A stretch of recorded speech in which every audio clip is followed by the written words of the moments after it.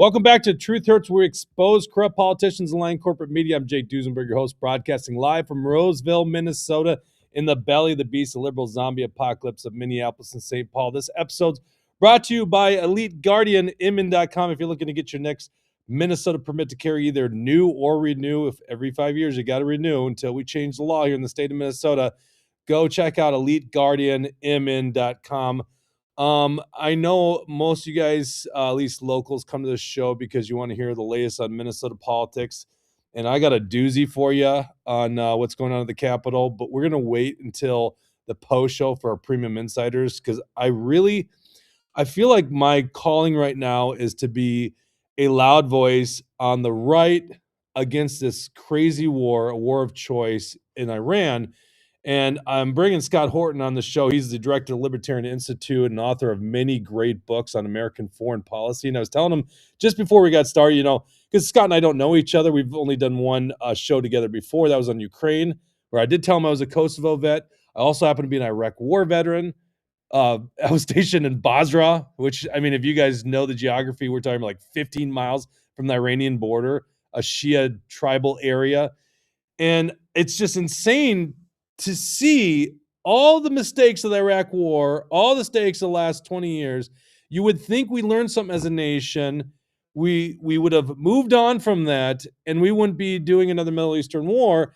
And that doesn't turn out to be the case. Scott, I guess my first question for you, because I think of you as kind of a foreign policy guru and a great critique of American foreign policy, is, the country resoundingly said we want Donald Trump. I mean, he won 7 swing states, all 7 swing states, and he ran on an anti-war platform, right? He literally, everyone's seen the tweets at this point.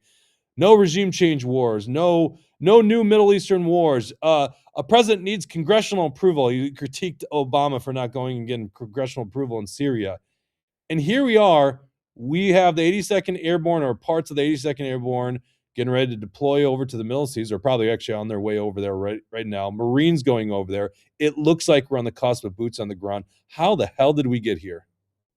God dang. I mean, it really reminds me, first of all, this morning, there's a clip of Trump saying, you can't call it a war because then you need approval. So in direct regard to what you just said there.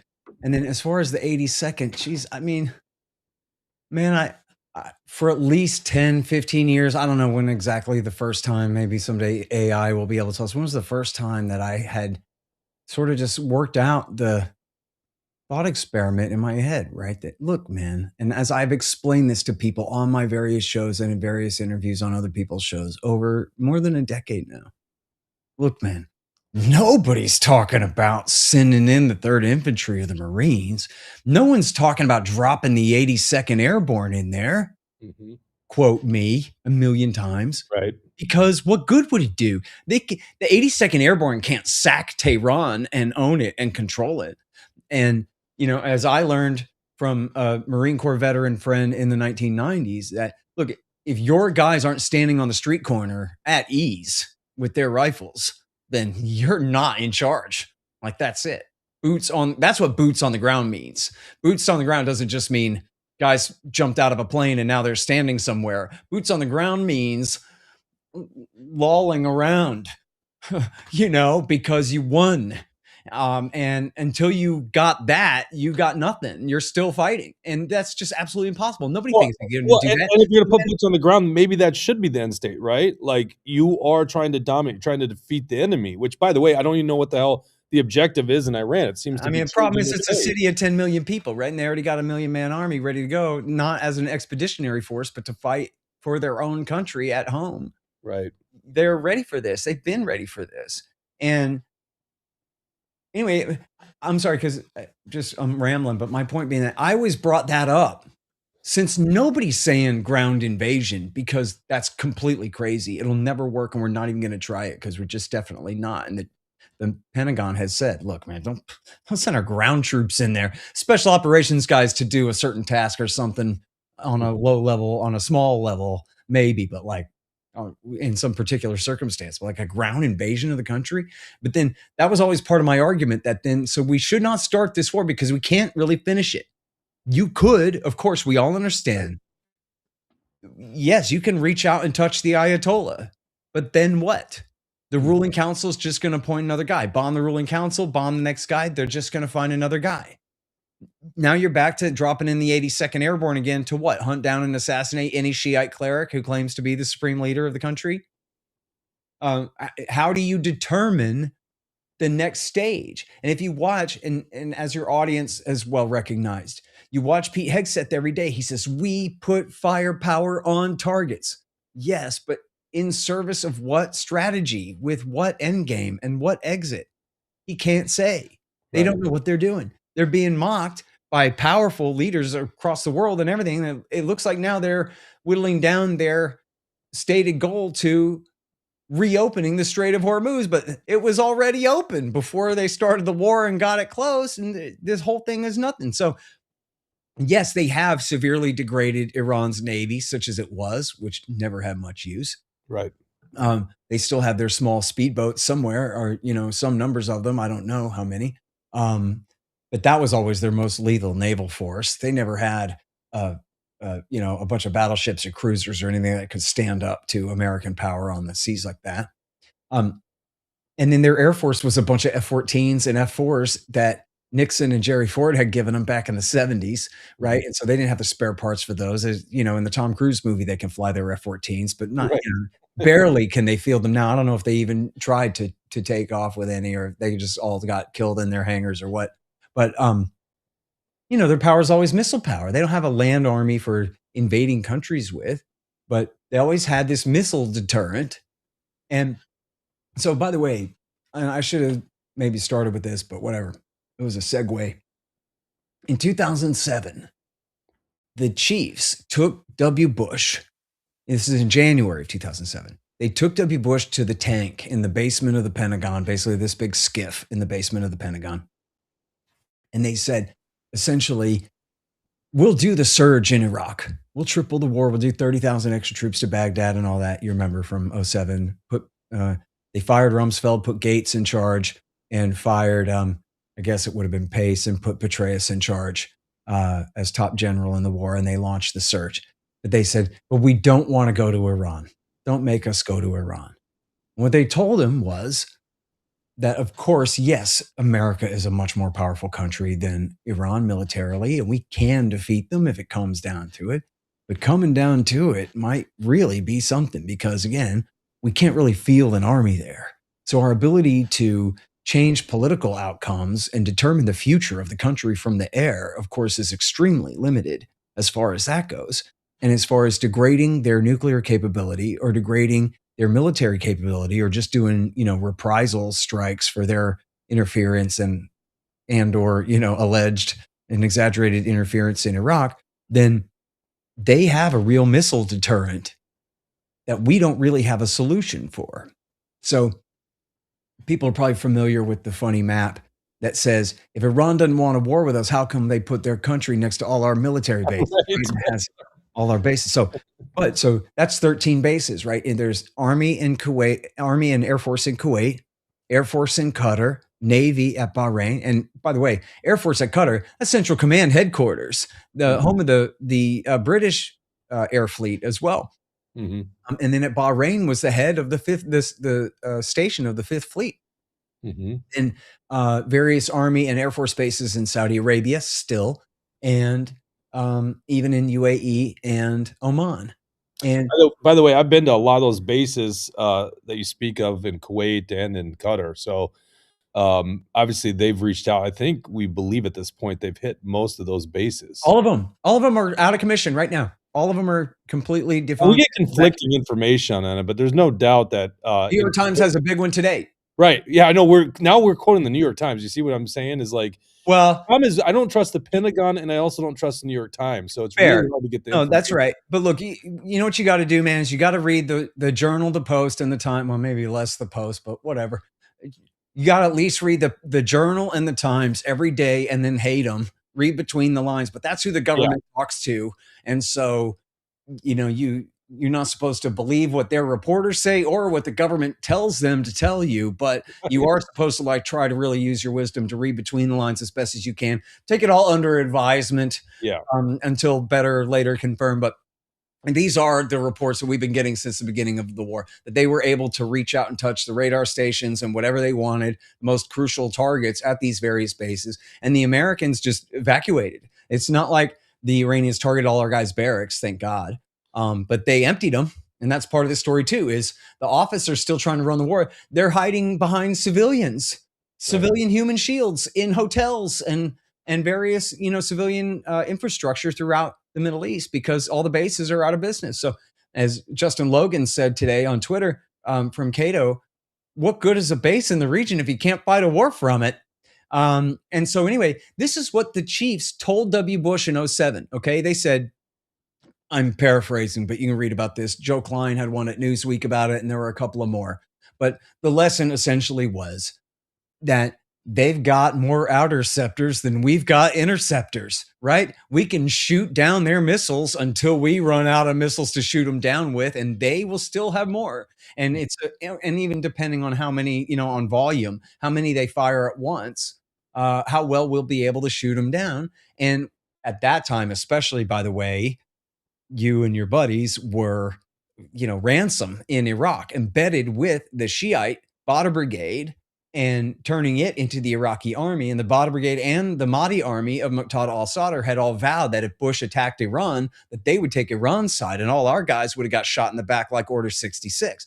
These were the groups that America fought the war for, was in the middle of fighting the war for. Well, we were rocketed rather frequently when I was there. And once again, this is Basra, Iraq. So southern Iraq, not that far from the Iranian border, Shia area. In what years? 09. And then we oversaw the takeover, the transition to the Iraqi army and the Iraqi police. That's a real joke. Yeah. So we were rocketed all the time. I've seen the C-RAM fire off at incoming rounds. And by the way, doesn't get them all. So, that I don't remember where I was going with that statement. So it was the Shia tribal people shooting at us. Up in Baghdad, it was mostly a Sunni and Shia war that was going on. But down there, it was us as invaders of their area. Right. And also, see, that may or may not have fit with the larger strategy of the Shiite clerics, that we will accept America's help to cleanse the Sunnis from Baghdad and give the country to us, but they have to know that they can't stay. So like if we go rewind 1 year to 2008, when it's still W. Bush in his last year in power, he begged for permanent bases. That was why he did it in major part, was he thought he was going to get all the Iraqi Shiites were going to be compliant and do what he said. That was what the neoconservatives had promised him. And instead, Nouri al-Maliki, who was sort of a compromise prime minister, a compromise between America and Iran for who they wanted to be prime minister from the Dawa party, said, oh, sorry, W. Bush, I asked the guys and they said no. And he basically shined Bush on through the year and then ended up telling him, there's the door. Don't let it hit you in the ass on the way out. Again, these are the groups that we fought the war for. Right. And so there always was a contest. See, this is only interesting for people who care a lot about Iraq War II 20 years ago, but, or I don't know, it has a lot of bearing on what we're talking about, really. But what it was, oh shit! Now I lost my train of thought. Well, let me fill that thought with. If you want to know what it was. Scott Horton's views on the Iraq War II, he's got a good book on it. There you go. No, it was this.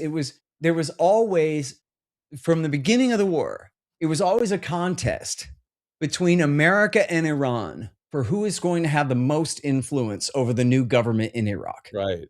They're agreed it's going to be the supermajority Shiites. And on top of that, they agreed that it's going to be the Dawa Party and the Supreme Islamic Council, also in alliance with Sadr, which the Americans regretted more than the Iranians did. But he was the most nationalist of the Shiite leaders. But they three together were the main pillars of the United Iraqi Alliance. And the idea was America is going to help Iran and their allies purge the Sunnis out of the capital. But at the end of the day, they'll need our money and guns more than they need their friendship with Iran next door, which was always a stupid bet. Right. And so, the Dawa Party and Supreme Islamic Council, they'd been living in Iran for 20 years by that point.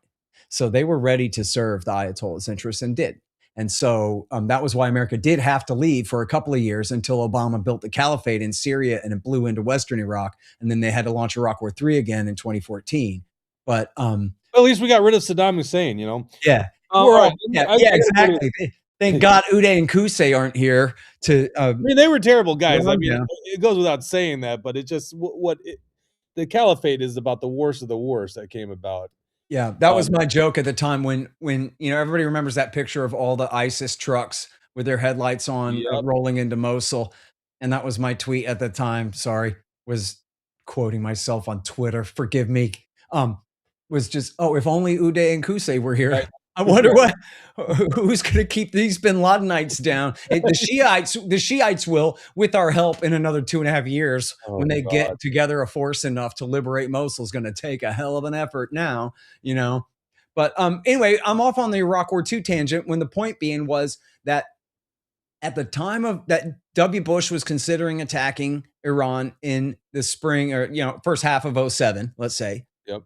The chiefs said, look, we got too many bases too close to Iran. We've got 150,000 troops in Iraq. We've got 50,000 in Afghanistan. And they were embedded in part with the Hazaras, who were Shiites and potentially cat's paws of Iran in certain circumstances. And so don't make us do this. In other words, you'll be familiar with this. As they put it to him, they only want to fight when they have escalation dominance. Meaning they predict at least that even after they get punched in the mouth, they don't care. They still have their plan and they will be able to stick to it. Mm-hmm. And their plan won't change once the war breaks out. They are confident that they will control every stage of the war and every stage of escalation of the war. And that even when the other side does something, it'll be because we set them up to do that because we know what we're doing in this chess game of dominating every stage of the war. And if we don't think that we can dominate every stage of the war, we don't want to fight at all. So just let's not. And then this is exactly what they were worried about, was Iran was going to call the bluff and launch enough missiles that we wouldn't be able to stop them and they'd be able to annihilate all our bases in the region. And it's only a matter of public relations that this isn't like the hugest crisis for the empire ever. Are you kidding me? That they just, again, the New York Times headline, the paper of record, Pentagon sources, yes, it's true. All of our bases have been offline for 20 days here. Right. This is just, and good riddance to them. We shouldn't be over there at all. But just the point being, that's just the opening weeks of the war. Right. Is Iran actually saying, that's right, you don't have escalation dominance. Once the mouths start getting punched, plans have to change. And look at our Navy is over 2 or 3 horizons away from Iran right now, or else they'll get hit. They can't keep shooting down what Iran has to deliver. All right, Scott, I got a rumble rant from Gunner, and I'll read the only comments I'll probably get to are the rumble rants here. So go ahead, because I want to keep this going. So I'm going to read his rumble rant, and then what I want to do is I want to go through the talking points I see from people that are maybe MAGA aligned or center right that are arguing for this war, and I want to see you take these down because I think you're going to have really good retorts to it. So first of all, Gunner writes, Scott, thanks for being such a foundational and consistent anti-war voice. I agree with that sentiment. Do you view the war on Iran as politically motivated or religiously motivated? Well, it is kind of both. I think I'm a man of my time and I'm pretty secular in my outlook. So my bias is to consider the religious stuff to be sort of window dressing for real power politics here on earth. On the other hand, the thing is about religions is people believe in them real hard. And they become very, very true to people and can motivate what would otherwise seem like completely insane chains of logic to anybody who's not part of that same faith. So there is absolutely a supremacist aspect to the religious right in Israel. And I don't know that it really is their whole society or what, but there is a lot to the idea that they're chosen, they're special. Everybody else is some kind of pig dog that they can just do what they want with. And quite frankly, xenophobia is essentially universal, as paradoxically as that might sound, right? Like to the Chinese, there's us, and then there's the foreign dogs or whatever. Like a lot of people are like that. But Goyim to some of them clearly just means like the N-word, right? It means like gook or somebody that you can kill if you want to. Someone who you can kill their children, even take their property, treat them like chickens or goats or worse, right? Abuse them worse than anyone would bother doing to a goat, you know? Um, it's just absolutely unremitting the cruelty that the Israelis dish out to the Palestinians. They're Palestinian captives. Um, and I think they do use a lot of religious justification to do that. I think that Netanyahu is probably not a particularly religious guy himself. And like, who knows if he really prays or believes anything at all? I tend to doubt. The guy's a total psycho. Right. However, I think Daryl Cooper made an important point that he doesn't just see himself as a great Israeli leader. He sees himself as a great leader in the 3,000, 4,000, whatever year old history of the Jewish people, right? He's in this lexicon, not just with David Ben Gurion, but with King Solomon and like all of that, King David and all this stuff, right? Like he's one of the greatest heroes of Judea in his own mind. And with that kind of megalomania, the possibilities are endless. You know, I saw a thing the other day where he was saying, you know, the Iranians must understand finally that they are below and we are above. Right? I mean, this is just not how, understand me, little d Democrats talk, right? This is some crazy stuff, man. What's interesting, this question, and I obviously know Gunner well enough to know where he was going with it, but you answered it and you brought up Israel.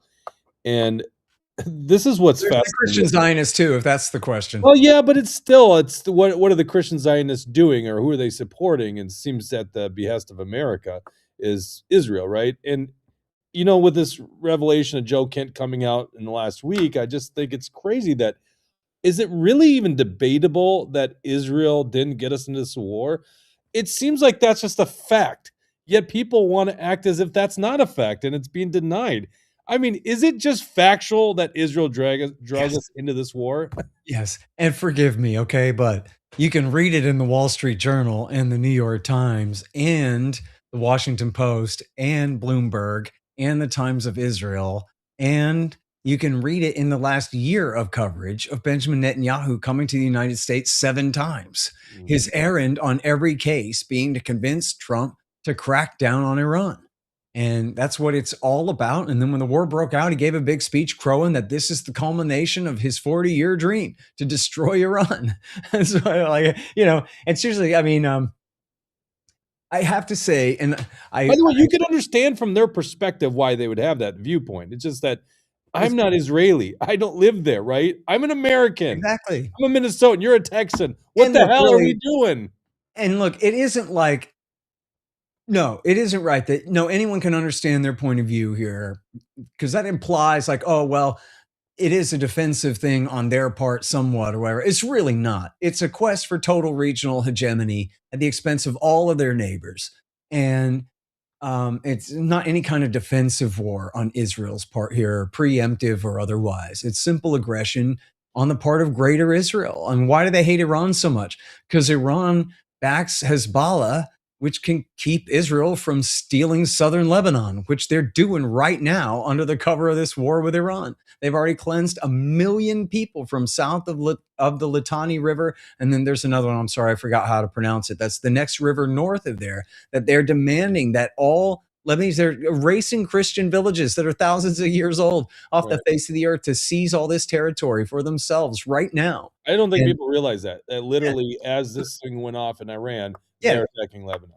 Listen, for your audience who's still with us here, if they don't hate me already, ask yourself, why did Barack Obama back al-Qaeda head chopper suicide bombers in Syria with Israel and Turkey and Saudi and Qatar? Why did they all do it? For years, even until it blew up into the Islamic State, which was just al-Qaeda in Iraq, Zarqawi's group of bin Ladenite terrorists from Iraq War II, the Sunni insurgency in the western part of the country, Anbar and Mosul and all that, the vanguard of that. When they crossed the line into Syria, they became moderate rebels and heroes, and America backed them to the extent that in 2013, they broke away from the Syrian-dominated faction of al-Qaeda terrorists, the guys who rule the country now, and they created the Islamic State and seized all of eastern Syria and declared their own state. And then for a year, What did he do? Obama and all those countries I just named all continued to back at least the guys in Western Syria, the jihadists in Western Syria, when all those weapons and all that money was fungible and ISIS was stealing them from all the so-called mythical moderates of the Free Syrian Army and all that anyway. They were still pouring all those weapons in. I mentioned all those Helix pickup trucks that rolled into Mosul in 2014. Where did they get them from? Hillary Clinton's State Department gave them to them. You can read about it in United Press International, which is like NPR news for the world. Did a whole study about a whole big story about how Hillary Clinton bought all these trucks from Japan to give them to the terrorists in Syria. And you know who is The same trucks critical? they used to create the caliphate. Right. Now, wait, real quick, and then I'll shut up. I swear. Why did they do that? Why would Obama? It ain't because he's a Kenyan terrorist, Muslim, whatever, low IQ thing. Think about it honestly, seriously. He's a damn Why? Arab, don't you know? The answer is because Al Qaeda hates Hezbollah. Yeah. The answer is because these Al Qaeda guys are anti Shiite chauvinists. Right. And Israel hates the Shiites. They don't give a damn who knocked our towers down. They don't give a damn who killed 4,000 out of the 4,500 of our guys that died in Iraq War II.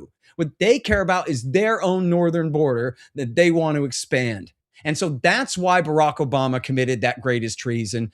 And friends, that's why Donald Trump, you saw the pictures. They're in your brain. You can't deny it. Close your eyes or leave them open. They'll never go away. There's Donald Trump flirting with Abu Muhammad al-Jawlani in the Oval Office, spraying him with perfume and telling him how strong and handsome he is, and telling the public he has a very strong past.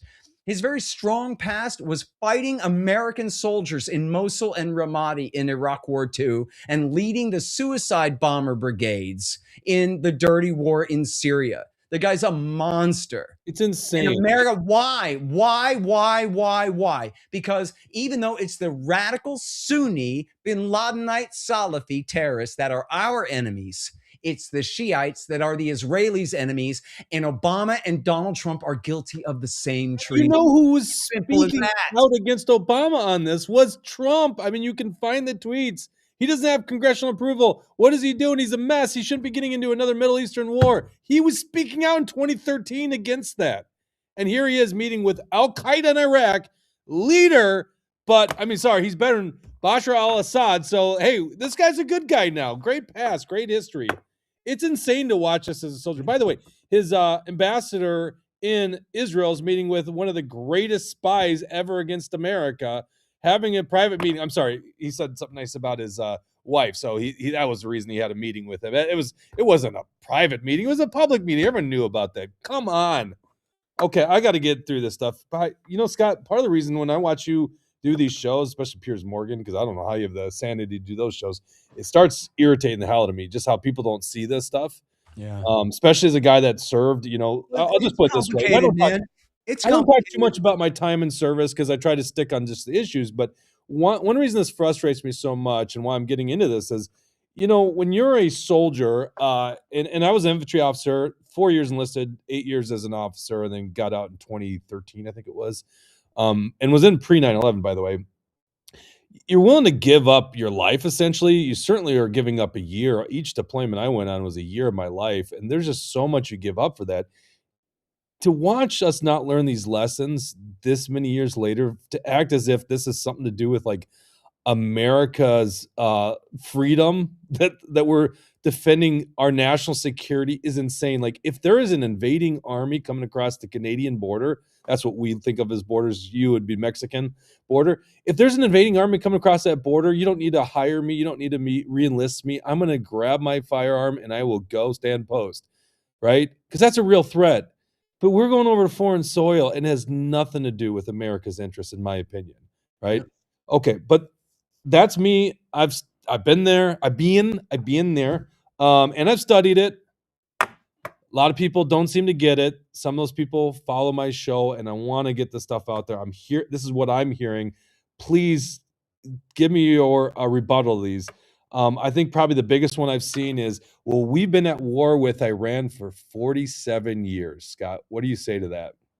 Well, no, America's been at war with Iran. I'm sorry, I suck at arithmetic live, but since 1953, not since 79. And come on, man. Listen, Everybody listening to this, every single one of you knows that USA is number one. We are the global superpower, not Iran. How in the world do you think that the world hegemon is also just an innocent victim of all these countries attacking us all the time and causing trouble all the time? Persia's not trying to be the dominant force in North America. North America is the dominant force in Southwest Asia, okay? And you all already know that. I'm not teaching you anything. I'm just reminding you what's already in your head that, like, oh, huh. Yeah, the Shah of Iran or the Ayatollah Khamenei, did they do a coup and overthrow the governor of Texas to gangsterize all our oil resources? No. And think of how absurd that sounds, that country could ever threaten us in a million years. The question is, can America completely and totally pwn their ass or not? And also, whether the Likud likes it this way. Okay, and so what happened very quickly was America supported the rise of Mohammad Mossadegh, the prime minister of Iran, in the 1950s, but then they decided they didn't like him anymore. They were worried he might sell some oil to the Reds. So they overthrew him in a coup d'etat with the British and took control of the country, and they supported the Shah, who was the previous Shah. In what year was that, Scott? 1953. So beyond 47 years. I just find it interesting that we all go back to 47 years ago, but we don't go beyond that, right? You know what? It's an improvement. Usually history begins this morning, right? Yeah, no kidding. All right. But then it was 26 years of America supporting what was essentially a right-wing fascist dictatorship in the South American form, over there. And the Shah bankrupted the country, buying American arms, as I said, a bunch of exquisite F-4s and F-14s from the United States and things like that they couldn't afford in a very poor country, was driving them into the ground. And it led to a popular revolution. It just so happened the Shah was dying of cancer at the time anyway. And so the Carter government, first of all, withdrew support for him. But then also, guess what they said? They said, well, actually, we like the Ayatollah Khomeini. He's a friend of ours. He helped us agitate. He was part of a group of Shiite clerics that helped agitate against Mossadegh back in 53. We can work with him. I remember, I think I'm older than you. I remember when, not by too much, but when I was a kid, I remember them telling the story on Nightline or whatever, or not on Nightline, like in the live coverage. I'm not that old, but they do this retell the story on the nightly news or whatever, or on 2020 or whatever. And I remember thinking, I wonder why the French sent the Ayatollah to Iran. Aren't they our friends? And why would they do that without permission? And then, of course, the answer is because the Carter government asked them to. And they sent the Ayatollah back. And everyone's wrong about this, but it's okay. It's not your fault. Everyone's wrong about this and believes that the hostage crisis was synonymous with the revolution. But that's not true. The revolution was in 78 into 79, complete by the end of February 79. And then for the next 10 months, the Carter government was friends with the Ayatollah, or trying to be, and sending him intelligence warning, really fake warnings about a threat from the Soviet Union, probably meant to just drive them into our camp or try to keep them in our camp. And then secondly, warnings about threats from the new dictator of Iraq, Saddam Hussein, who had just taken power, not in a popular revolution, but a bloody coup d'etat, overthrowing his predecessor. And so, but then in November of 79, David Rockefeller from the Chase Manhattan Bank convinced Jimmy Carter to and also Rockefeller Oil Interests, Aramco and whatever over in Saudi and Iran, convinced him to allow the Shah into the United States for cancer treatment, even though he was dying anyway. They knew it was too late anyway. But they did that as a favor to David Rockefeller and the Shah. And that was what caused the riot and the seizure of the hostages at the embassy. I'm not justifying it. I'm just telling you that's the true history of the thing. And that was in 1979. And so, one way to spin that is like, oh my God, this unrelenting thing, like our American flag has been burning and burning and burning this whole time. And they're just this sword of Damocles hanging over all our necks this whole time or whatever. Or you can look at it and go, that was in 1979. What does that have to do with anything? Are you kidding me?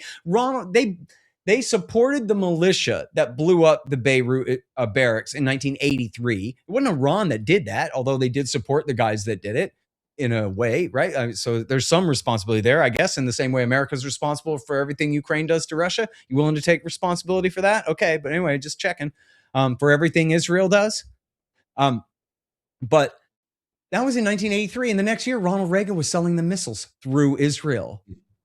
Okay, so like everybody grow up and stop being an emotional child over these Marines when Ronald Reagan himself said he should have never put them there, and he immediately withdrew everybody who was left and said he was sorry, and he wrote in his memoirs it's his biggest mistake that he ever did it. Not that he withdrew like a wimp, but that he ever intervened where he should not have put those guys in danger in the way that he did, to intervene in a conflict that he didn't understand and did not want to participate in and regretted more than any Didn't understand. That sounds like pretty much all foreign policy experts in America. That's right. And then he turned around and he sold the Ayatollah missiles. And during a time, by the way, when America was supporting Saddam Hussein's aggressive war, which Jimmy Carter gave him the green light to start in September 1980, Saddam Hussein attacked in this vicious war because he was afraid of his Iraqi Shiite supermajority siding with the Iranian Revolution and overthrowing his ass. So he conscripted them all and sent them to war. And in fact, because there already were Iraqi Shiite traitors who were taking Iran's side in the revolution and had already gone to Iran. So he was worried about that. Those are the same guys who came back across the border at the end of, I'm getting ahead of the story. So that was why he attacked. And then America helped him buy chemical weapons and helped him produce chemical weapons that he used, including sarin and Tabun nerve gas that he used on Iranian conscript soldiers and even attacked their cities with. Wait a second. So we did that with Saddam Hussein, right? The guy okay, yeah. America's, Jimmy Carter. Listen, this all makes so much sense. Everything just comes together beautifully. That's right. All right, keep it going. Jeez. So you think about, take anything Iran has ever done in the United States. What America helped Saddam Hussein do to them is that times a billion, right? I mean, and there's something like 500,000 people were killed on each side. It was a horror show. And then, as long as I'm on the rant, I'll try to complete it. Saddam's bankruptcy at the end of the Iran-Iraq War in the 80s helped lead to Iraq War I, Desert Storm, the Persian Gulf War of 1991, because the Kuwaitis were busting his balls about overdue war debts, and plus they were overproducing from shared oil wells, adding insult to injury there. And I don't think this was really deliberate, but they basically trapped him into it because CENTCOM and CIA were telling the Kuwaitis to be intransigent. Screw him. What's he going to do?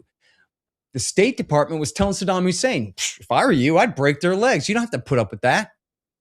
And then the Defense Department, led by Dick Cheney and Paul Wolfowitz, said, no, don't go. And then it was too late. They tried to stop him, but it was mixed messages, too many departments, too many people making decisions. And they kind of essentially encouraged him to invade Kuwait. And then they didn't even care after he did invade Kuwait until the British called Bush's bluff, because they essentially made fun of him, saying, don't you go wobbly on me now, Bush, because the British had interest in Kuwaiti oil and the Kuwaitis had investments in British debt. But what's that got to do with us? Didn't we declare independence from them? But she was the female prime minister of Britain, tiny little Britain, and now America's little brother in the post-war era. And so she says, you can't be more feminine than me, Bush. And so he says, okay, it's war. And so builds up Desert Storm and launches Iraq War I. And then in the aftermath of Iraq War I, you might remember, there was just out of note, still statutory authority from Congress at that point to do that, right? Well, they did. He claimed he only needed a UN resolution, which actually I was like in 9th grade, and that pissed me off. I knew that that was against the Constitution, that he said he only needed a UN resolution. But even think about that, Scott. Still trying to go to the UN. I mean, we both know Iraq War II. Went to the Colin Powell, go to the UN, statutory authority. None of that even exists right now with this Iran war. No making the argument to the UN, right? No, we can't even bother Congress with this. Yeah, I mean, and really screw the UN. Although, as an institution, I want people to understand, as an institution, absolutely forget it. And I'm not in favor of any sort of world federalism in the slightest bit. But look at it on the most bare bones level. It's a treaty where we promise not to start wars. And there is no world government to enforce that. A treaty is just a promise between states. But if we don't keep our promises in written and ratified treaties, then we're in real danger of, provoking chaos out of control. A lot of the reason that countries aren't at war all the time is because they have these solemn agreements. They're supposed to mean something, and they very much can be cheapened when they're ignored like this. Right. But never mind that. The Constitution says only Congress can declare a war, and never even mind an authorization where they pass off their authority to the president, which is unconstitutional. In any other time, you don't ever see where the president, the Congress, the Supreme Court are allowed to give each other their authority that they don't have in the Constitution. It's totally ridiculous. We start a war with one guy, okay? And this was one of the ones I was going to ask is, I hear people say Trump does have the power and we can't trust Congress. They're all Souths, which, by the way, you and I don't disagree with that. But then here we are 3-4 weeks into this war, and Pete Hegseth's going to Congress to get $200 billion more in funding. And I go, wait a second. Why does Congress still appropriate money? Why doesn't Trump just do that too? Why don't we take that power? And right. why did Mark Wayne Mullen, which I don't support, but why did the Senate have to confirm that appointment? Why doesn't Trump just appoint the guy? Why do we consult with the Senate on that? And by the way, you speak of treaties. Why does Senate confirm our treaties, or why do we consult with them on treaties? Why doesn't President Trump just do it all himself? We can't possibly trust Congress. Sorry, I'm actually responding to my question to you is, does he have this power to do it? Is the Constitution a living, breathing document that's not crystal clear on this one? No, the Constitution is clear on this, but all presidents have violated it with, I don't think, any exception. I mean, you could say Jimmy Carter, but then again, he's the one who built the Mujahideen in Afghanistan and encouraged Saddam to invade Iran and did the whole Carter Doctrine, all that. That's basically starting a war against the whole Middle East back then. So to me, that counts. But Harry Truman sent troops to Korea and told the Congress the next day and informed them and said, I have authority from the UN to do it. That was his excuse. And then they didn't have a UN resolution for Vietnam, but they didn't care. The loophole of now you don't have to consult Congress anymore was already good and well passed. And so they were able to just continue to go back to Congress for the money. They may have belatedly authorized it, but they didn't authorize it first. And then, of course, with the Tonkin Gulf resolution, they escalated it in 1964, but the war had been going on for a while before then. Well, we're about to escalate this one too, by the way. And then in Iraq War I, and there have been, of course, other minor wars, like in Panama, they just, did it in a surprise attack and told everybody else the next morning. Or CNN told us live, actually, as it was going on. In Iraq War I, Bush Sr. originally said he needed the UN resolution. He didn't need Congress, but then Congress started crying about it. And so he said, okay, fine, vote for it, but you better vote for it. And they did. So he was going to go anyway, basically, but took that as sort of a ceremonial rubber stamp. And then W. Bush, I think, only went to Congress because, probably he just knew it would be easy. He had Republican control of both. Or no, I guess not, but he had just barely lost control of the Senate by one vote, but he had the reliable War Party in John Kerry and Hillary Clinton. And right. Yeah. There's no uniparty. Boy, it was the hardest vote for him. I know it was the wrong vote, but it was the hardest vote Hillary ever had to take. Just so people. Oh, sure. Very hard. The senator from New York, by the way, Hillary Clinton. She even later said someone confronted her over it, and she says, probably the Code Pink ladies. And she goes, well, look, W. Bush had appropriated $20 billion for New York, which, of course, has nothing to do with whether to attack Iraq or not at all, other than she owed him a favor. That's her excuse. When, of course, she was married to the previous president who knew good and well and could have told her at any hour of any day that Hillary, they don't have anything. They haven't had anything since 1991. And I bombed the rubble in 1990, well, through the whole 1990s, and especially in Operation Irwin Rommel, Desert Fox in 1998. And this is totally a lie. And of course, he went on David Letterman and other places and sold the war along with her. Told those lies when they absolutely knew that Saddam Hussein had no chemical weapons, no nuclear weapons, no biological weapons of any kind. And when I say of any kind, I mean, yes, there were some old shells from the Reagan era that had been declared to the international inspectors and were totally admitted and were just buried in the desert by the inspectors to expire in terms of shelf life. They figured they'd be less dangerous to do that than to try to move them anywhere. But none of it was secret. None of it was a weapons arsenal. And there was certainly no production of it going on. And people have heard of this. I know a lot of them have. They used to pass this email around a lot.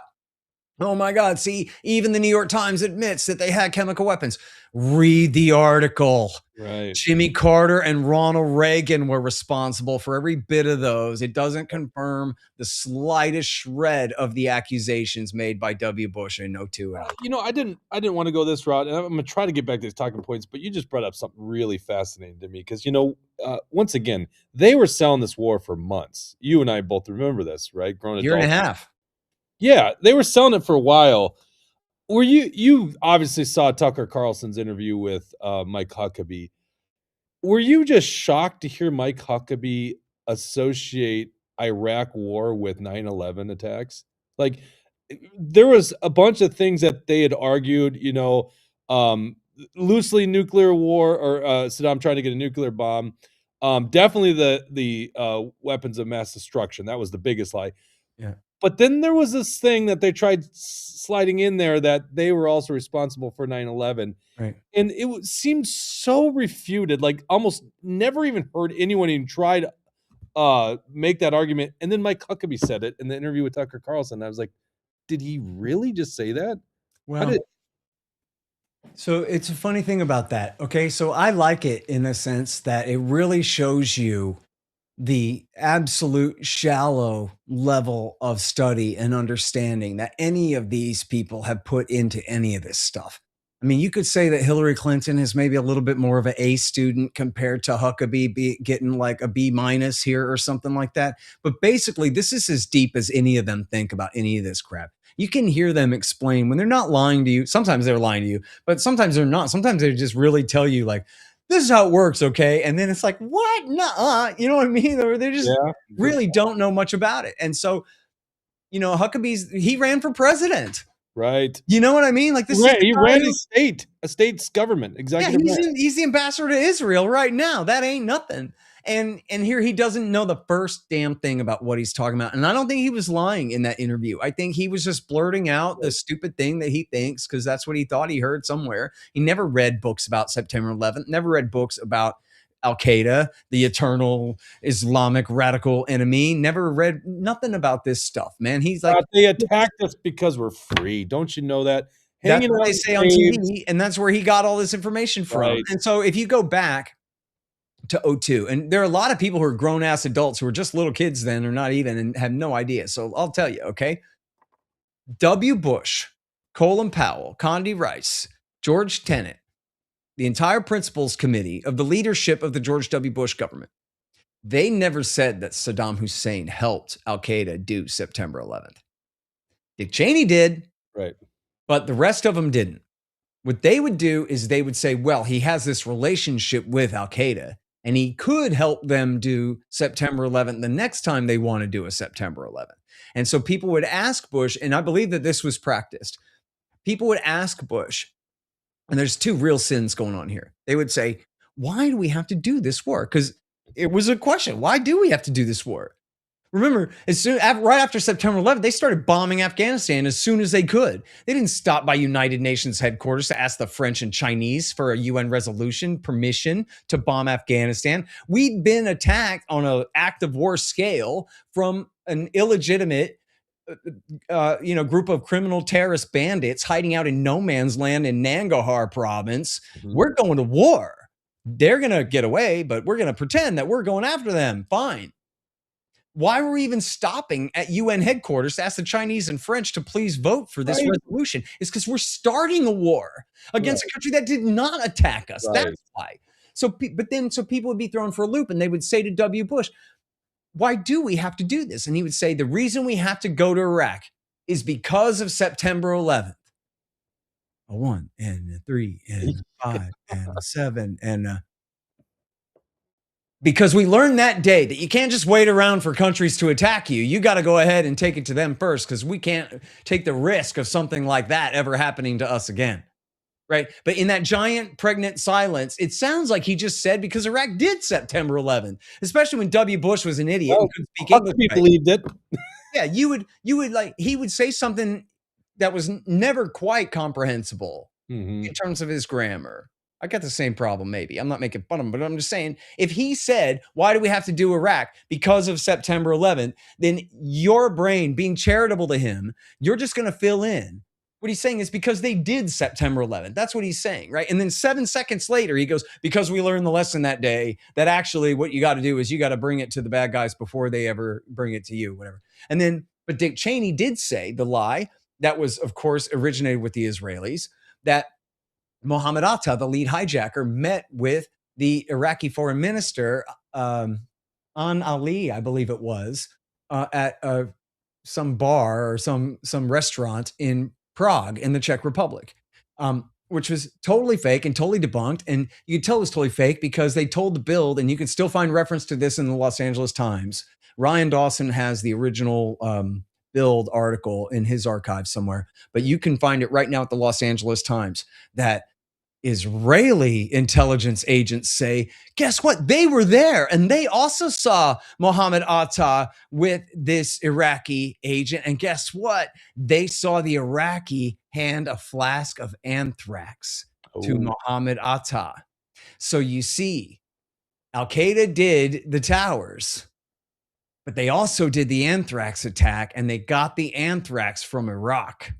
That was the lie. And they put that in the Bild, B-I-L-D, in Germany back then. And you can read that in the Los Angeles Times right now if you search it, that was the claim that they were basing that on. Now, when I say that W. Bush and his principals didn't repeat that particular lie, the whole neocon movement did, inside and outside of government, the Office of Special Plans and the Policy Counterterrorism Evaluation Group, the Vice President's Office, the White House Iraq Group, and then 10 million neocon, well, 1,000 neocon minibirds all over TV and print and all the magazines and all the newspaper editorial pages and all the Fox News and MSNBC and CNN special reports that you could possibly stomach, saying that absolutely Saddam Hussein helped Al-Qaeda do this attack on the United States. And the proof is that Mohammed Atta met with the ringleader in Prague. William Safire wrote about this endlessly for the New York Times, and all this is totally fake, debunked by the CIA and the FBI immediately. They knew it wasn't true. Tyler Drumheller, who had been the German station chief at the time, supposedly threw his shoe at the TV when he saw Dick Cheney repeating it and was like, God dang, he did not either, and whatever. So we all knew that they were lying at the time. Well, not everyone, unfortunately, but you're right. Those that were paying attention. Okay, let me bring this one. This is the big one I think I hear from the right. I don't think anyone really disagrees with that if we had an imminent threat to America's shorelines, especially, that we should defend ourselves, right? We don't want to just take on incoming missiles or an invading force, whatever it is. But this is what was sold to us, and it's still being sold to us to this day, is that Iran was on the cusp of having a nuclear weapon. And by the way, in Iran, they chant death to America, Scott. Well, I'll take the second thing first. That is true, although who's they? It's like some of them sometimes. And honestly, like, you know, whatever, dude. I'm not an anthropologist and I don't speak Farsi and whatever, but this is quite credibly reported in a few different places if you look into the thing, where they just say death to this and that the way we say F this and that, right? So you stub your toe, you say death to that curb instead of F, like stub my toe, whatever. It's just a colloquy, man. Doesn't necessarily mean we vow that we're all going to die trying to kill all of you, which is what everybody somehow interprets that to mean, which whatever, man. It's every government, every government in the world, right? is just John Hurt in V for Vendetta. I want the people to remember why they need us. So yes, of course, America is the great Satan to them, just the same way as Iran is the great Satan to us, because our government somehow needs to convince us that we need them to be our security force. Otherwise, we could just be free, and they can't have that. They want our money and our power. So just so people understand, and I've had same over there. Same over there. My friend Tom Major traveled on his own dime to Iran. What was that, about 10 years ago? Welcomed by a lot of Iranians. So the idea that like these guys all go around shouting death to America and would kill us is insane, because it's not just them. There have been other journalists that have done this, but my friend, I've had him on the show.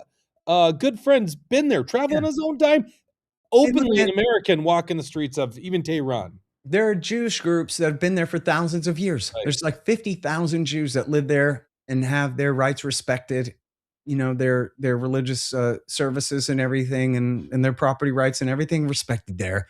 This whole idea that over there is where everybody is Osama bin Laden or Ayman Right. Abu Mossab al-Zarqawi level berserker suicide bomberness or whatever is just not true. They want to conflate all these things together. Again, in the Sunni Shia split, it is the bin Ladenites who are our enemies and the Shiites who are really have it out for the Israelis, or at least the Israelis have it out for their friends. But there's no reason in the world that we can't deal with them. Of course Okay, we so can. were they on the cusp of getting a And- nuclear weapon? I No. mean, interesting question now Yeah. after the last week, but of course, Joe Kent's just a leaker. He's been investigated for leaking classified information. So we can't trust anything this guy says. That's not a misinformation campaign at all, Scott. Yeah. Well, look, man. And the reality is Donald Trump told the truth last June when he said he obliterated Iran's nuclear program. He actually did. The DIA report that kind of played that down, not really. He was right. He did obliterate it. Here's what he did. He completely took Fordo and Natanz and Isfahan offline. So Fordo and Natanz were the two enrichment sites, deeply buried underground. Well, we collapsed all their tunnels and all their entrances and all their airways and all their everything. Everybody who was down there is buried alive, and nobody's getting down there. Nobody's even trying to get down there. If any of those centrifuge cascades are essentially undamaged down there, they're still completely inaccessible. Right. It's just over. Same thing at Fordo. Now at Isfahan is where they have the conversion facility. And this is importantly where you take uranium metal, like the yellow cake, or don't drop that shit. You take that yellow cake and you convert it to uranium hexafluoride gas. And then that's what you introduce into the cascades, the aluminum tube centrifuges that spin the uranium hexafluoride gas, and that separates out the U-235 from the 238 to get whatever percentage of enriched uranium that you're trying to get. Then whenever you get it to 3.6% or 20% or 60% or 90% or whatever percent U-235 that you're going for, then you got to convert it back into a metal to turn it into a fuel rod or turn it into a warhead or anything else. Well, that conversion facility is completely destroyed as well. So even whatever uranium hexafluoride gas they have in storage, they can't convert it back to a metal. And whatever metal they have, they can't convert to a gas to enrich to any higher state. So their enrichment facilities have been taken offline. Their conversion facilities taken offline. Donald Trump quite literally beat the living hell out of their nuclear program last year. All they have left is a light water reactor at Boucher, which produces waste that is way too polluted with other isotopes to be refined into weapons fuel. Which is the purpose of a light water reactor. A heavy water reactor produces near weapons fuel grade plutonium that takes minimal reprocessing to turn into weapons fuel, to fissile material for a weapon. Whereas a light water reactor produces waste that is much more difficult, if not impossible, to turn into weapons fuel. And they don't have a conversion facility for that either, a refining facility for that. That any of that waste under previous contracts just goes to Russia, and they take care of the rest of that. So that's the state of their nuclear program. Okay, there's a medical reactor that America built for them in the 1970s, the research reactor in Tehran, but that's not an enrichment facility. That's just a reactor that consumes nuclear material to make radiation equipment for cancer treatment and also radioactive dye, for your circulatory system or whatever. Things like that. So, and they're one of the only places in the world other than there was one in Canada, I think, that still makes those kind of medical isotopes. So it's a crucial facility for a lot of people. Anyway, so that's it. Okay. If you go back to the W. Bush years, the war party would always say, well, there's a secret, illicit, parallel nuclear weapons program. But that's a bunch of crap. There never was. We know for a fact there never was. Because under the Obama deal, they expanded inspections far beyond any inspection regime anywhere in the world. They scaled back their program and they let the inspectors go wherever they wanted. And the deal was, despite all the hype that you heard about that deal, and I hate Barack Obama and I hate John Kerry both. I don't care what happens horrible to them. But I'm just telling you the fact of the matter is, it's not a matter of size, it's just true. That deal greatly expanded the inspections regime and greatly restricted their nuclear program. For example, they poured concrete into their heavy water reactor at Iraq so that it could never produce weapons fuel under any circumstance. They took the whole thing completely offline. and the expanded inspections regime to anywhere the Israelis ever spread rumors that they had secret weapons research going on, like at Parchin, and I believe there was a couple of sites at Isfahan, and all of the supposed outstanding questions were answered. And so that was the deal that Donald Trump tore up, that had this expanded inspections regime. Now, go ahead and be a jerk, and I'll go ahead and ask it for you. I'll be a jerk and say, oh yeah, well then how come they're so determined to have an enrichment program at all? And the answer is, well, you're kind of right. Okay. The first part of the answer is because it's just a matter, as they insisted a million times over, it's a matter of independence and sovereignty that you can't tell me I can't. And that sounds like a cheap excuse when you live here and they're saying that from over there. But imagine some other nation or group of nations try to tell the United States of America, we're not allowed to have a civilian nuclear program. We'll make a bomb and nuke you then. How do you like that? That's what we would do. And everybody knows that that's true. We would go to nuclear war if someone tried to tell us we couldn't have a civilian nuclear program. Nobody gets to boss us around like that. Give me a break. But anyway, so they say that's a matter of independence and national sovereignty. But I'm telling you, they never said this, but I'm telling you that it was also meant to be a latent nuclear deterrent. They're showing that they had mastered the fuel cycle. The Ayatollah had decreed that God says you're not allowed to make nuclear weapons. But of course, the Ayatollah can decide that God changed his mind any day if he wants. But for now, God says, don't make a nuke. That was the deal. So the American posture was, if you break out, this is W. Bush, Barack Obama, Donald Trump, and Joe Biden talking. Okay, first Trump. If you make a nuke, if you try to start to make a nuke, if you break out toward a nuke, I will absolutely start a war against you and bomb the crap out of you and kill you and bomb your nuclear program and destroy it. And I will never, ever, ever, ever, ever let you have a nuke. And there's even an interview of Obama, who most people would think would be the weakest on this, where he did this interview with Jeffrey Goldberg, the former Israeli prison guard, editor of The Atlantic. And the title of the thing is, As President, I Don't Bluff. And it's essentially Obama begging Goldberg to tell the Israelis that he really means it, that he will not let Iran break out toward a nuke. But if we can keep them at civilian levels of enrichment and guarantee that they're not breaking out toward a nuke, then that's a deal worth getting, right? So that was already the posture of everyone leading up to this thing.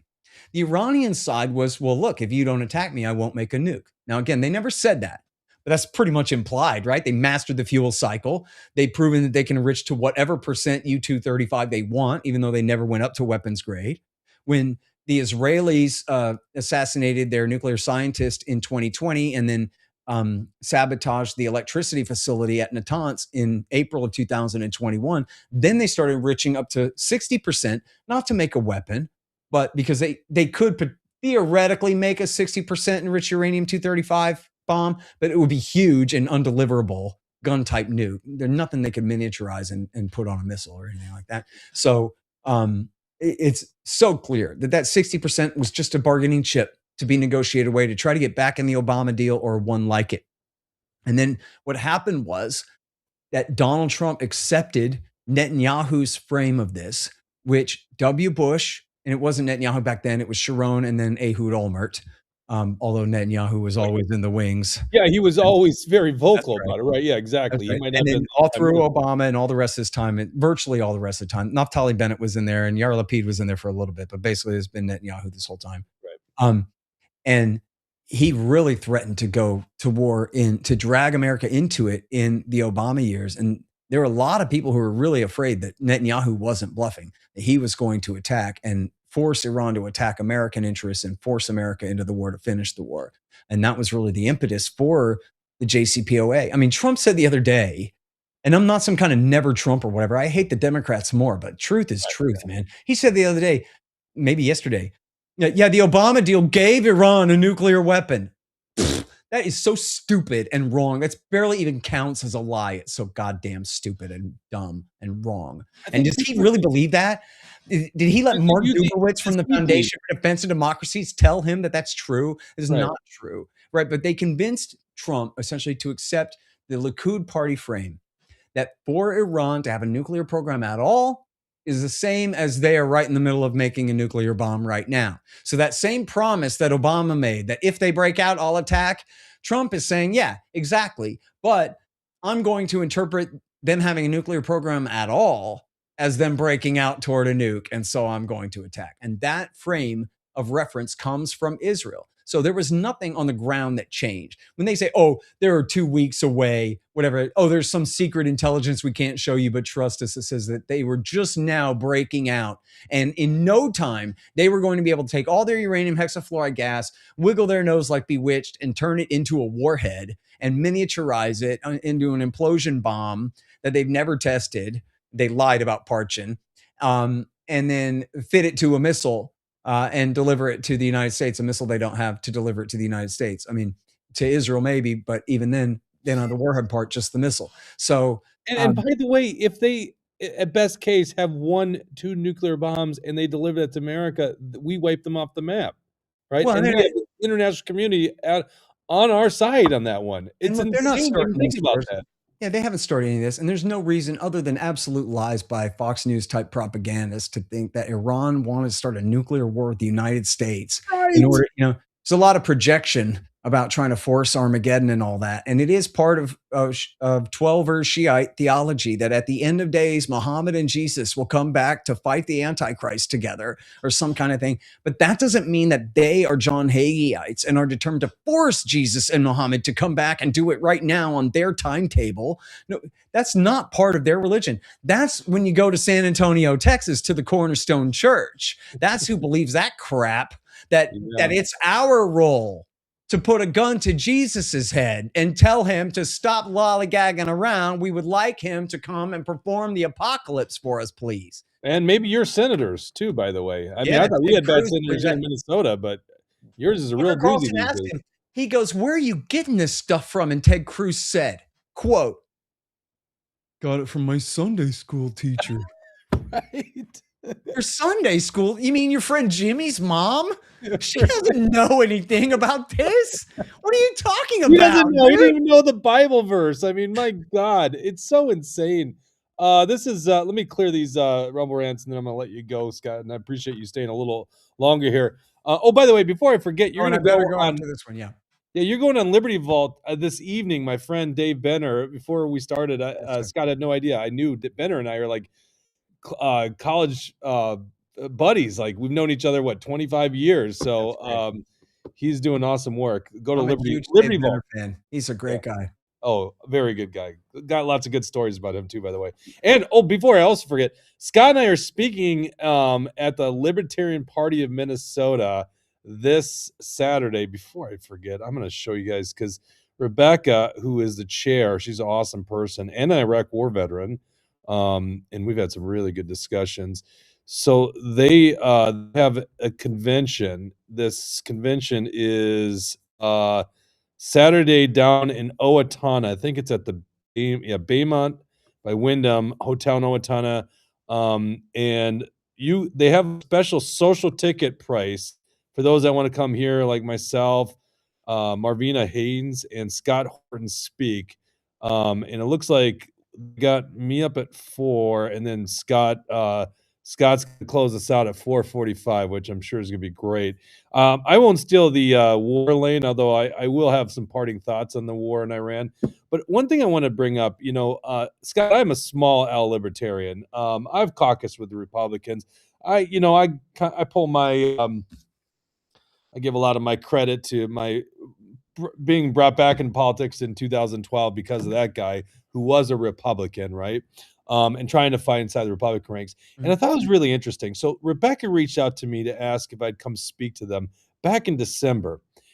Do you realize the Republican Party in Minnesota would never give me a speaking slot at their convention? There is no chance. They put out emails and launch campaign finance complaints against me in Action for Liberty all the time. They wouldn't even give us a speaking spot. And yet I'm technically a delegate right now of my local BPOU in the Republican Party. But the Libertarian Party of Minnesota literally wants me to come speak at their event. Isn't that interesting? But if you guys want to go, you can go to lpmn.org. Gunnar writes, this is really a great question. He wrote this like 30 minutes ago, but it's a great question what you just talked about, Scott. It says, are Kushner and Witkoff negotiating in the earnest? Is Trump driving policy or is he a backseat spokesperson for the elite? Where do you think this will lead 20 years? 20 years of war, question mark? Well, look, I doubt that Kushner or Witkoff are doing anything against the wishes of the president. Right. I don't think they're lying to him, deceiving him, tricking him, working on behalf of Netanyahu against him. Right. The thing is about it is that they and Netanyahu and Trump all essentially agree on the basics. And I think it's clear in the lead up to this thing that the nuclear issue is simply a pretext for war. I really don't know what's going on in Donald Trump's head. Maybe they got him to agree. And this happens a lot in government, man. You read enough books by these people and about these people, you can see how this works. We're like, they have a meeting and they all agree on a statement. Well, can we all agree on this? And then they go, yeah. And then now you can never take that back. You can never kind of add nuance and you can never go, well, no. So then they go, well, Mr. President, remember that one time that you said no enrichment? You're not backing down on no enrichment. Why? We did a study that says if you back down on no enrichment, then all these consequences will happen. They're going to end up making a nuclear bomb and the thing. And so we already decided enrichment at all is a nuclear weapons program.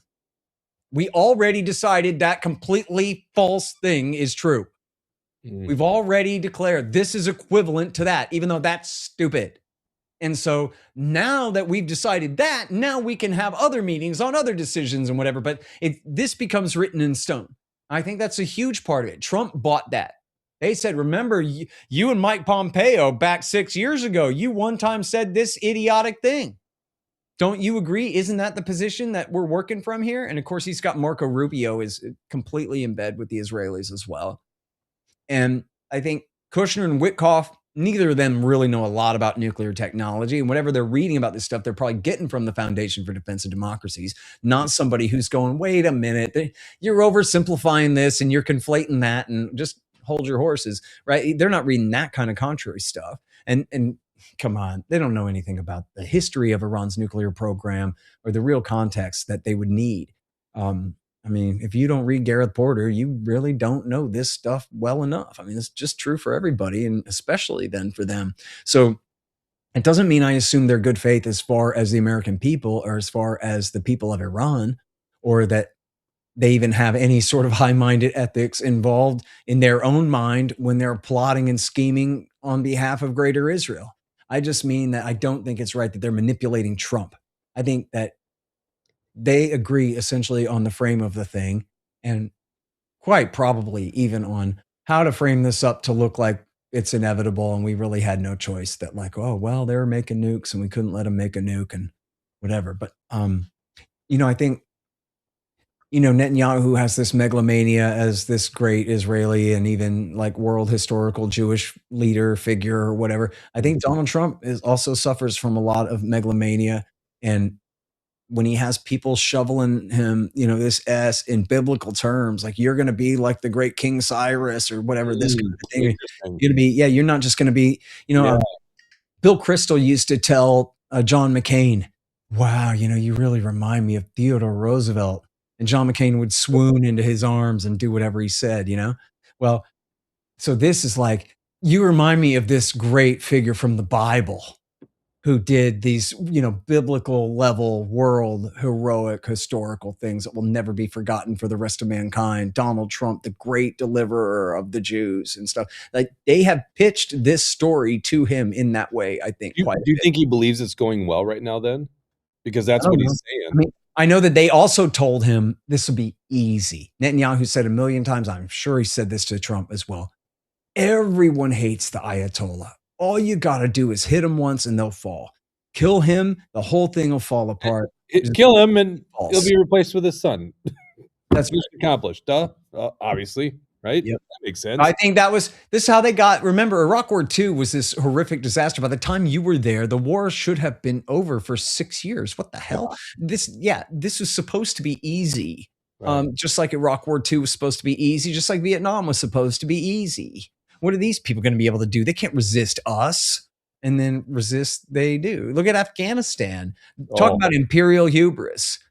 It took Donald Trump sick of wasting the money, and it took Joe Biden really, I hate to give the man any credit at all, but I think this is true, dude, that he found out after the fact that his favorite son, Bo, died of brain cancer from the burn pits in Kosovo and in Iraq. And he got the blast, brain cancer that killed him. And people get mad at Biden later for falsely conflating and saying his son died in Iraq, which was not true, but he did die from Iraq. And it was Joe who sent him there. It was Joe who helped shepherd W. Bush's war through the U.S. Senate, as we talked about. And I think he really did take responsibility for that. And he did say that they keep saying we have to stay in Afghanistan for the women to keep the Taliban at bay. And I say no. Even in the Obama years, he said, if you want to kill Arabs, friends of bin Laden, international terrorists hiding out in Afghanistan, fine. But fighting the Taliban is stupid and wrong. We should not waste American GIs doing that. And so the 20 years. way to put that is even Joe Biden, even reckless Joe Biden, didn't want to just completely keep throwing good lives after bad in that wasted war.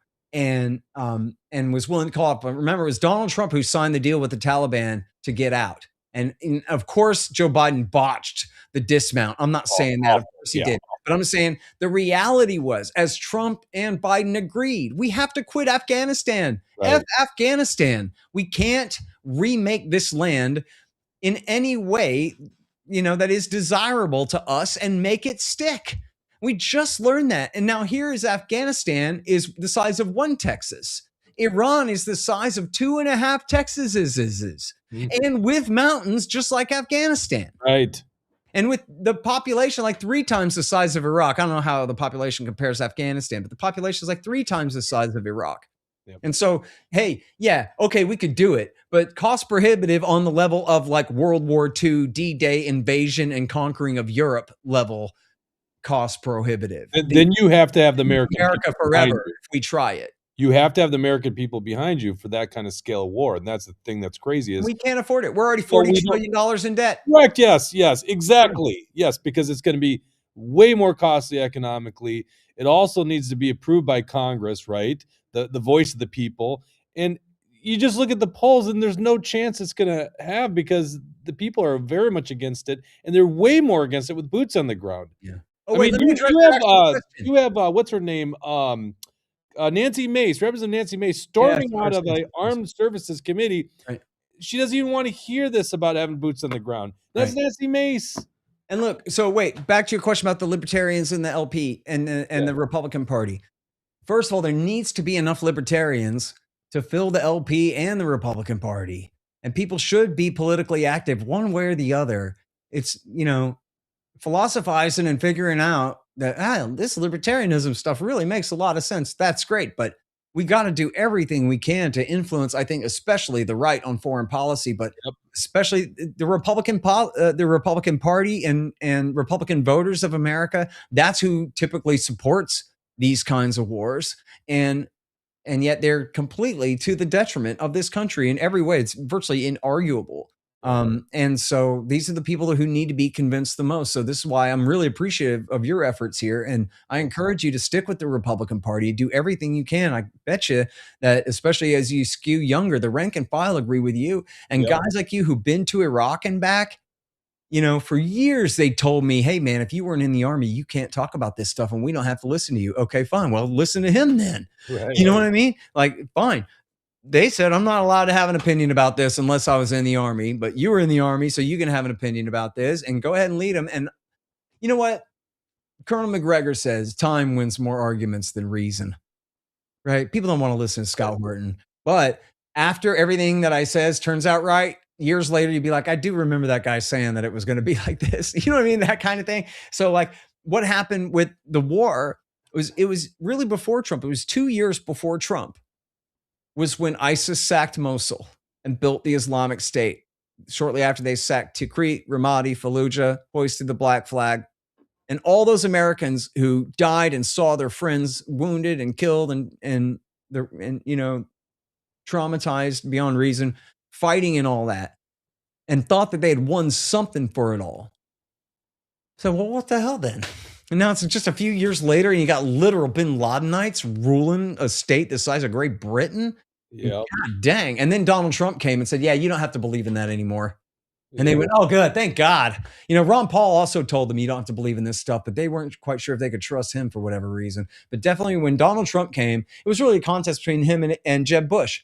He goes, listen, you either love the war and Jeb Bush or you hate the war and you love me. Right. What's it going to be? And the Republican rank and file said, we're with you, Trump, not Jeb. It was powerful. Get that. We changed our mind finally now. You know what I mean? And then that's the spirit that we got to keep up. The spirit of, I know you said you were in Kosovo. Well, out here in the country, AM talk radio was against Kosovo, not Rush Limbaugh, probably Mark Levin, but a lot of at least all the local AM radio host Republicans were all against that war. And that's the spirit that we need, is that paleo-conservative spirit of the 90s that just says, forget this. They call us isolationists.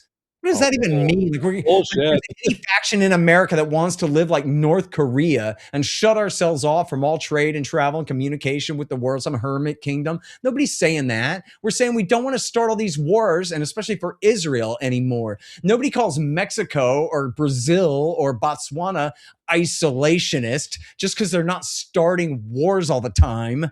So we could just be a normal country in a normal time.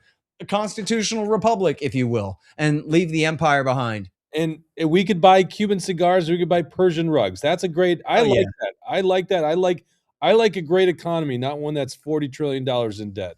Cheers. Yeah, we'll see you on Saturday. Scott, thanks so much for joining us today. Thank you, man. I'm going to get into a really interesting issue in our post-show, guys. If you are Premium Insight, if you're not, you can go to truthhurtsnews.com, click on Support Us on the top. Otherwise, you can go to Rumble, click on Join Us. Gunnar, I didn't read your last Rumble rant. How do we learn from previous anti-war movements to nip this in the bud? Thanks, Jake and Scott. But Scott just beautifully answered it anyhow, and so I didn't feel like I needed to read it. You got your answer, and that was a damn good answer, because I do believe people like us that have this viewpoint need to be very loud on it. But anyhow, with that being said, if you need to get your Minnesota permit to carry renewed or want to get a new license, go to EliteGuardianMN.com. That's EliteGuardianMN.com. Sorry, I had to get rid of that comment so you could see it. EliteGuardianMN.com. In the post show, I want to have a good conversation with you guys in the post show. What your thoughts are on this?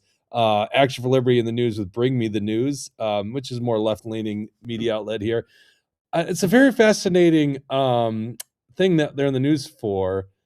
I really want to get your opinion. For all Premium Insiders, if you're not a Premium Insider, it gives you a free Locals account. I'll just post a link right here real quick before I sign off. Join up. Here you go. There it is.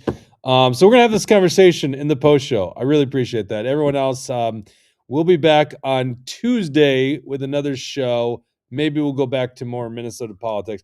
I'm just talking about this. I know most of you guys don't come to the show because of foreign policy, but how do I stay silent here when I think our country is making a massive mistake, when the MAGA movement, which I think is a beautiful movement, pro-America movement, I think is making a big mistake, with Donald Trump making a big mistake.